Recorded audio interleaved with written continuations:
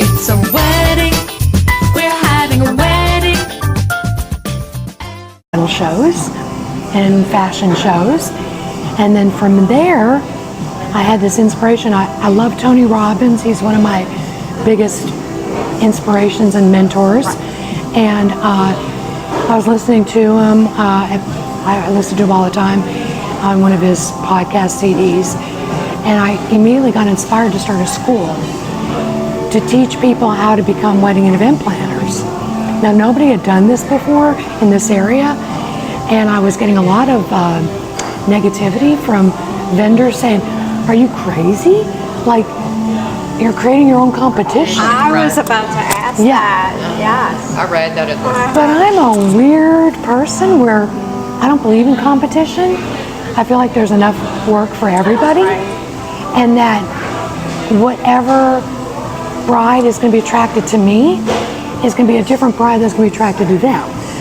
And I started the school, plus it was like this burning, like, yearning to do this, so it almost felt like I was compelled, like I had to do it. So something was really pushing me, and I started the school, and gosh, I think over 2,000 students have taken my class since we started, and it's been such a blessing to watch people step away and be inspired and motivated, start their own business and thrive and do well, and that's like such a big blessing to me. So the school, and then from there I wrote my book. Yeah, and this is her book, everyone. Yeah. We're interviewing Allie Wester. As she said, wedding planner and now author, right? Yes, yes. So congratulations. Thank I love you. this book. Do you? I did. I didn't expect your life story in the beginning. I wanted and I was people- rooting for you the whole, Oh, thank it's you. so inspirational. I think it's important for people to know where you came from and what you've gone through, because somebody might be going through the same thing. So that's Has what's that awesome. ever happened, like with all the weddings? Have you ever questioned a bride and a groom? And Yes, several times. Did you ever have to step in and? No, because that's not my place, and I'm not, they hire me to put on a party, basically, to get them through the ceremony, guide them, and then get them through the reception. I can't give them like legally advice, Right. but I walk away thinking, oh, I don't know if this one's gonna last. Do you ever go back and check to make sure? And there was especially one bride who, the day of the wedding, I remember it was raining. Now, not that that's a bad thing, because we're in Louisiana, but it just felt like a very sad, heavy day, because I noticed the groom was not present and kind of like disconnected. And I just thought, oh my gosh, and this woman was gorgeous. I mean, drop dead beautiful. And when I knew her, like when she was single, she was like the most eligible single lady in the city. You know what I'm saying? Like, so many guys were after her. And for her to choose this guy that wasn't into her, and so I was like, I stepped away sad. I kind of even got emotional, thinking, gosh, I really hope it works out for them.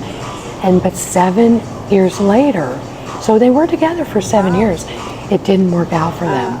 Yeah, but and then I actually did her second wedding. So every once in a while, I have a repeat customer. Well, I'm not supposed to, but I do every once in a while. Yeah. So you started your school for wedding planning. How Yes. long has that been open? Okay, we started the school 2005. Right before Katrina, so 2004. Yeah. And it started off small, and then it grew and grew and grew. But I'm finding, because I have a mix of students that are empty nesters and then millennials, okay?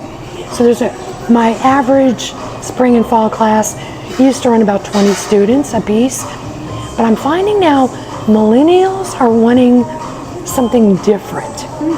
They're wanting to be podcasters, social media influencers. They want to work remotely, virtually. But so events and weddings are hard. You're working 15-hour days. You're on your feet. You're running around like crazy, and it's hard, laborious work.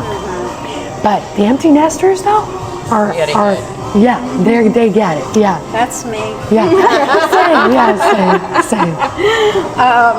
So when did you write your book? Okay, the book was in me about 10 years ago. Okay. And I kept saying, you know how you hear people say, I'm going to write a book one day. I'm going to write a book one day. I said that for 4 years. And people were like, you should write a book. You know, like all this crazy stuff that happens with weddings. And so finally, I'm like, okay, I'm going to sit down and write it. And I sat there and I was like, I don't know what to do. So somebody said, just start writing. And no matter, just get your thoughts on paper, right? So I started writing and I'm like, but this isn't making sense to me, you know? And I didn't know what direction I wanted to go. And I'm a pretty logical person, believe it or not, even though I'm in the wedding industry. So I took my daughter's bedroom. She had like a loft. And the whole wall I covered with sticky notes, and which helped me visualize chapter 1, what am I going to talk about, 2, 3, 4, and then the secret confessions in between, and it started coming together. Now the secret is disciplining yourself to sit down, turn off everything, and write. That's why I tell everybody, there's a book in everybody, but now I know why not everybody writes a book. Because it is discipline. You wrote it all yourself? Well, did you have help? I hired an editor from the UK. She felt for her the project was too much, so she dropped it, which was okay. It wasn't meant to be. And then I hired a coach, a business coach. And she actually held me accountable because we met every 2 weeks, and she'd say, all right, how many words will you have written by our next meeting? And I'd say, 10,000 words. Well, say we met on a Tuesday, Monday night, I'm like, oh my gosh, because I didn't want to feel like a fool. I didn't be do embarrassed, it. So, plus I'm paying you, so why would I not? You know, and she literally gave me the kick in the butt that I needed to get my book done. And then I hired a editor from Canada, and she really helped me structure the wording to make it flow better, because I was really worried about the flow. Right. Yeah. So that's. I love the I'm book. so glad. I mean, I'm not planning a wedding, and I enjoyed the book. I'm gonna pass it to her because she's Okay. Okay. she just got engaged, Congratulations. so she'll be planning a wedding. soon. Okay, great. I was looking through and I was like, oh, Yeah. I needed to know And all of this. This will prepare you like emotionally and mentally. That's what I need. Because brides don't realize what a stress it is. And I feel like I'm already stressing. It's not yeah, happened yet. it's overwhelming. And weddings have a way of bringing out the best in people and the worst. Hashtag Bridezilla. No, well, sometimes momzilla, sometimes maid of honorzilla. You know? Yeah. You gotta Wow. read through it. I'm preaching to the choir.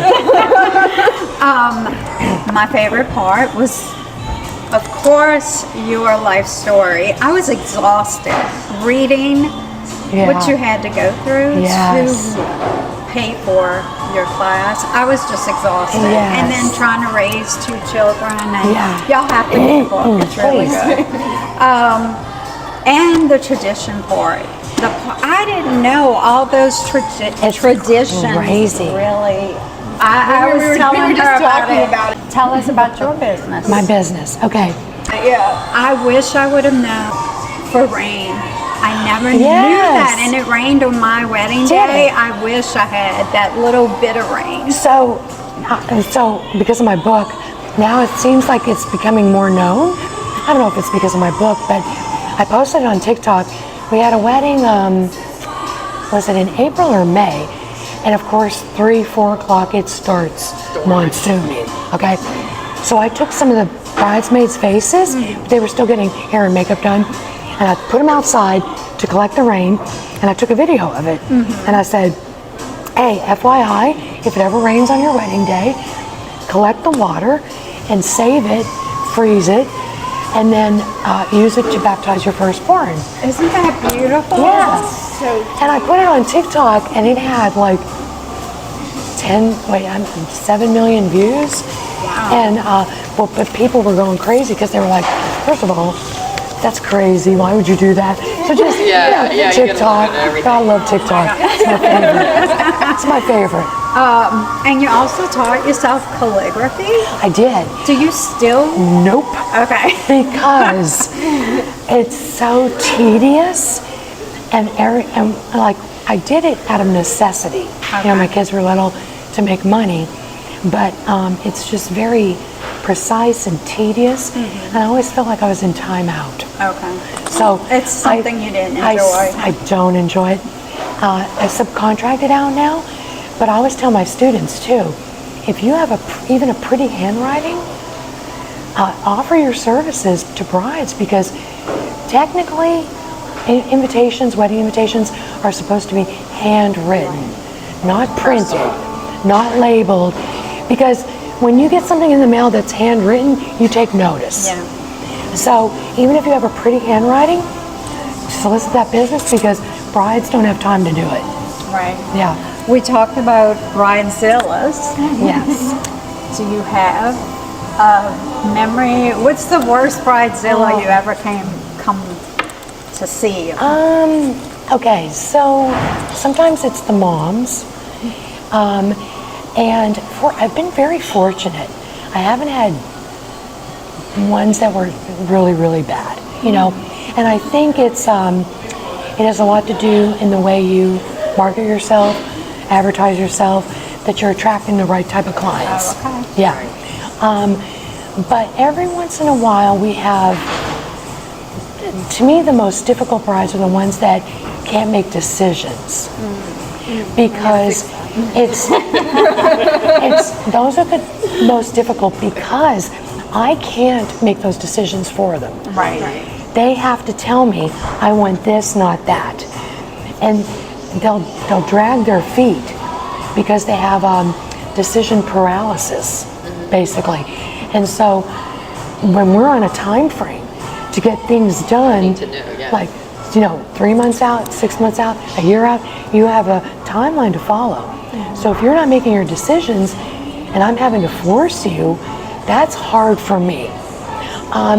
We do sometimes have brides and moms that have very high expectations where their budget is here, but their expectations are here. And we can't produce the visuals that they want on their budget. So I try to be very realistic and not so much in a fantasy land, and I try to bring them down to earth. That's hard to do too, because they might look on Pinterest. By the way, Pinterest is the devil, okay? But they might look on Pinterest and see this amazing centerpiece, and say, that's what I want. Well, that centerpiece costs $2,000. Your budget's $350. Yours is going to look like this, okay? So that's hard to make people realize your budget's this. Realistically, this is what we could do. So, Do you ever try to make things? You said you don't decorate though, right? You're not a decorator. I'm not a decorator, but it takes a village. And I always tell my students too, can you decorate and plan and coordinate? Yes, but something's going to suffer. My forte is to be with the bride, keep her on time, and help her and the girls get dressed, get them to the ceremony, get them down the aisle. I can't be decorating if I'm doing that. So either I would have to hire somebody, or a team member would do that, okay? So my company, yes, could decorate, but we just don't focus on that. Now, do we subcontract decorators? Yes. We subcontract tent, rental people, uplighting, florists, candle decor, draping, flooring. Like right now, we're like the big trend is the shiny wrapped white flooring with the logos on them. So we have to get somebody else to do that. So we have to outsource everything. So it takes a village, but I'm the person that's supposed to cohesively put everything together. Right. Yeah. Well, you say you and your company. How many people do you have? What is your company?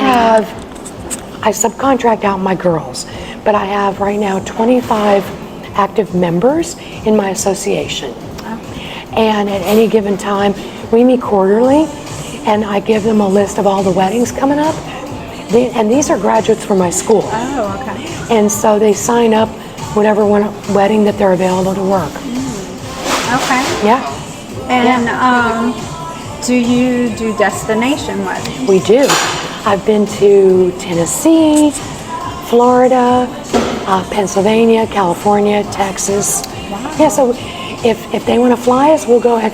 We'll go to Paris. What is the furthest you ever been? I think it was Pennsylvania. So yeah, And that's where you're from, that's where I'm right? from. Yes. Yeah. Yes. Okay. Do you get to go home and visit much? Every once in a while. Yeah, every once in a while.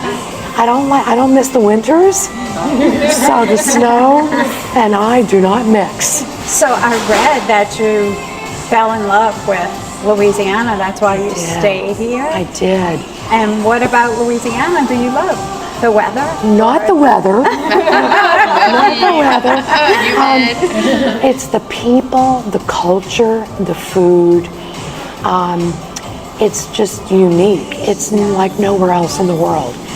And especially like New Orleans, you know, people don't realize here how fortunate we are to be somewhere so culturally diverse, and that people from all over the world travel to New Orleans and they love it. They love that city. I do too. I love it. Yeah. I love doing weddings in New Orleans. Oh, yeah. But which, by the way, that's a whole other beast, doing weddings in New Orleans. Yeah, I read a couple of Yeah. those in your book. They'll do a lot of the, what's the Second line. I was just thinking about that. Yeah. We did a second line last night at the wedding last night. Yeah. Was it in New Orleans? No, or- it was in Baton Rouge. Okay. They second lined out the door. What is That's right, your yeah. busiest time of year? March, April, May. Really? Within those months, I could do 30 weddings, which is a lot. Because technically the average weddings for a wedding planner is maybe about 20 for the year. For the year? For the year. You do 30 in We 3 did months. 30 in 3 months. Wow. Last year, we had 12 weddings in April alone. Or 13. Yeah. How do you do more than one on one night? My I mean, team. So Oh, we could that's double, true. triple book, and sometimes we do 4 or 5 on a weekend. Oh, wow. Yeah. But then, starting July, it drops way down, super slow. July, August, September, because of hurricanes, yeah. the heat. Then October, it starts picking up again. Okay. Well, tell us exactly what a wedding planner does. In general, I could tell you, but every wedding planner is different. Okay. We all offer different packages, different services. So like one wedding planner could charge a total percentage of the cost of the wedding. Another wedding planner could charge by the hour. And then I charge by the package. So I have like a day of package, a middle package, and then like an all-inclusive full wedding planning package. Now we can, the full wedding planning package, sometimes brides hire me 2 years out. And I'm with them, like we have maybe 20 meetings, we go to all the vendors' meetings, I look at all the contracts, make sure the contracts are good. Sometimes I negotiate prices. We find the venue. There's a slew of things we could do. Anybody that wants to find out, I can send them my packages. There you go. Yeah. And you're on Facebook? Facebook, TikTok is my favorite, Instagram, Snapchat, LinkedIn, at Weddings by Allie. Okay. And do you do exclusively weddings? You also do events? We you do said? events. My daughter and I were doing Live After 5, which is the big live concert festival downtown. That's in the spring and the fall. And that's like a wedding on steroids 5,000 times, because we're dealing with the city, the riggers, the bands, food trucks. Is it like a festival? What is that? You've been to it? Yeah. Festivals, you've been to that? It's a concert with food trucks and live entertainment, and then we have Gym Fit that performs, where they do fire dancing and acro yoga, aerialists for like the halftime, and then all the food trucks.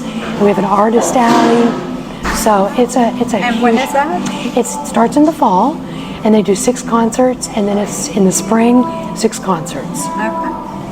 And back to weddings, when should someone that just got engaged, or when should they contact you? The best time to contact me is 18 months to a year. So 18 months before the wedding to 12 months. Okay. But I've been hired even 3 months before the wedding. It's those it's those people that realize they can't be the ones to implement on the day of the wedding everything that they need. They realize, oh, we need somebody to do that. What is your best and worst memory from all these weddings you've done? Oh, wow. Let's see, worst wedding. I'll start with the best. Every wedding, and I've been doing weddings for 25 years. My most favorite moment is when the bride is with her dad, right when they're about to walk down the aisle. Dad's telling dad jokes, just to keep the bride, calm. It's the sweetest, precious moment, and every time it just gives me goosebumps. And I've been doing this for 25 years. I've done over 1,200 weddings or more, and that just always touches me. Yeah. And then there was one wedding where the bride's dad couldn't walk. He was in a wheelchair, but he was working on walking. And to surprise the bride, she waited for him at the end of the aisle. He wheeled his wheelchair up, got out of the chair, and walked her down the aisle. She was sobbing because she didn't. Everybody was. There was not a dry eye in the place. Yeah. As far as the worst is, I would say when a bride at the end of her wedding looks back and only nitpicks what went wrong. Instead of looking at Gratitude. the big picture, she married the man of her dreams, and she had a beautiful celebration and was surrounded with people who loved her, but yet she said, oh, the roses weren't the right color. That's where can we look at how beautiful everything was? Nobody knew that the roses were supposed to be dark pink as opposed to peach. Right. Yeah. Okay? Only she and I knew that, and Mom, probably. Yeah. So that's where to me I get come on, look at the bigger picture, Do you keep in touch with your brides? A lot of my brides, yes. We, and sometimes, they recommend me to their friends, their sisters. And I do have to say this, and it's in the book. I don't know if you got to this point. The dads always are so negative against me because they think I'm going to spend all their money And they're like, why do we need you? You know? And These girls do it themselves. yeah, and like, what do we need her for? You know? And then the day of the wedding, they see what we do. And like, you know, maybe dad's button popped off. And you fix that. Fix it. And then I hand him his old fashioned in a second. And he's like, oh. And now all of a sudden, you know. And so dads will say, when the next daughter gets married, they'll say, hire Allie, call Allie. That's my first request. So that's always cool. Yeah. What about social media? Yeah. Okay. Yes. So when did you start your social media? Can you give us advice? Oh gosh, I mean, I jumped on. How long has Facebook been around? So you've been doing it since 2009. Yeah. So I jumped right on it. You know, business owners should understand all social media sites are free, and it's a great way to get exposure. So every business owner should be on all social media platforms. So when one pops up, I'm right on it. So I jumped on TikTok about three years ago, and it built quick. But see, now it's becoming saturated. So it's usually you should jump on a social media site when it's being launched. Okay. Yeah. Yeah. Sophia. All right, I have two questions for like bride. Yes.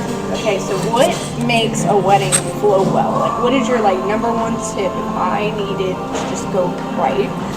Obviously, besides planning that things won't go right, what is your biggest tip? Timing. So there's a weird phenomenon on the day of the wedding.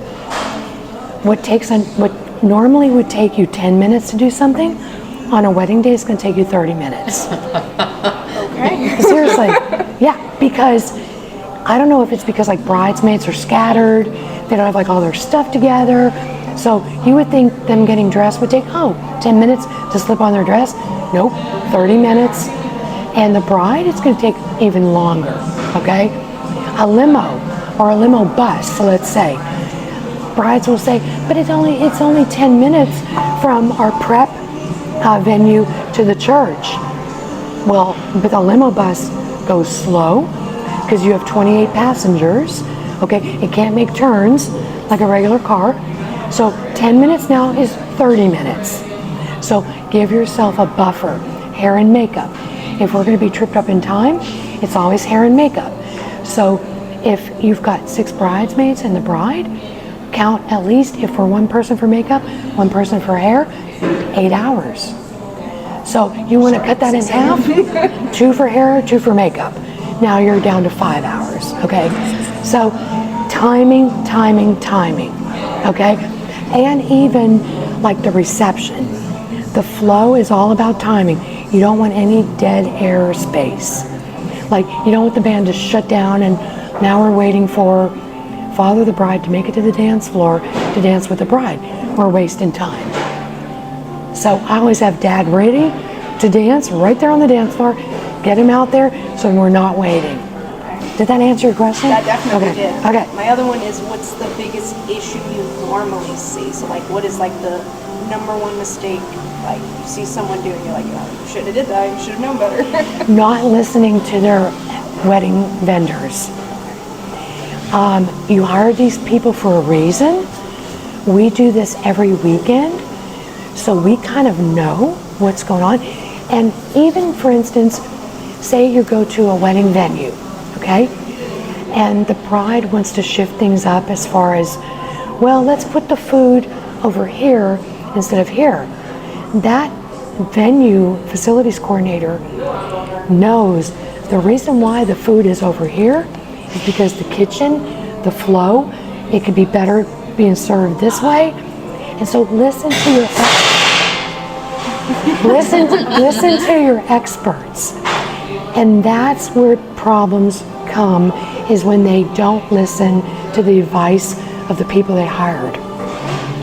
Yeah. Thank you. That definitely helps. Okay. Larry, have any questions? No? Well, thank you so much Thank for you. coming. This was awesome. I just can't thank you enough. And I also want to remind everyone, please go buy this book. It's so good. Thank you. It's on Amazon. Oh yes. Is that the only name?